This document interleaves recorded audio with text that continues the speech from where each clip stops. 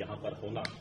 और साथ में नई शिक्षा जो नीति शुरुआत की है, ऐसे में क्या कुछ देखते हैं, किस तरीके से शिक्षण संस्थान अब आगे की ओर बढ़ रहे हैं? पहले तो मैं कृतज्ञ हूं प्रधानमंत्री नरेंद्र मोदी जी का। उन्होंने अपने व्यस्ततम समय से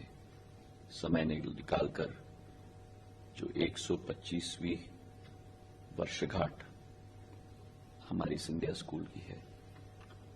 1897 में जो शिक्षा की संस्थान मेरे पूर्वज माधव महाराज प्रथम के द्वारा स्थापित की गई थी, देश में योग्य जनसेवक प्रशासनिक अफसरों को नई एक प्रशिक्षण देने के लिए, और जो ये सफर इस संस्थान ने तय किया है, जहां राष्ट्र के योगदान के लिए अनेक श्रेणियों में जनसेवकों को तैनात किया है। आज हमारा सौभाग्य है कि प्रधानमंत्री जी के दौरे में, उनके प्रवास में, वे इस अवसर पर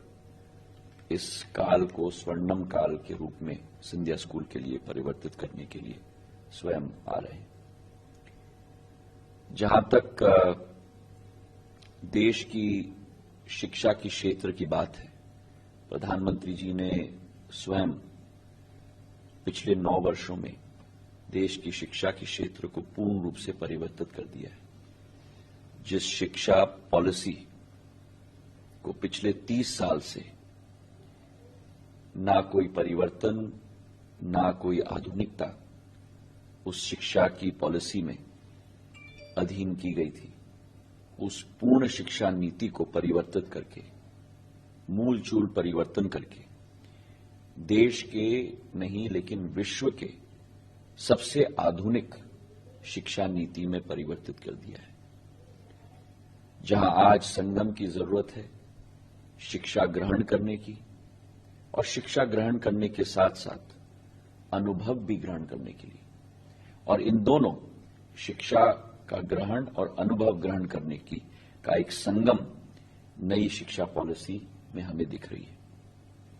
प्रधानमंत्री जी की सोच और विचारधारा सदैव रही है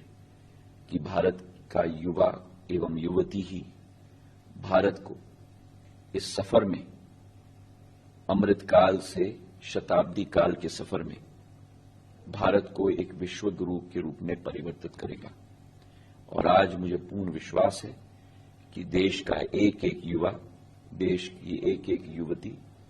उसी सोच और विचारधारा के साथ देश के लिए योगदान, देश के लिए प्रगति और राष्ट्रीय विकास में अपना पूर्ण योगदान देने के लिए पूर्ण रूप से संकल्पित है।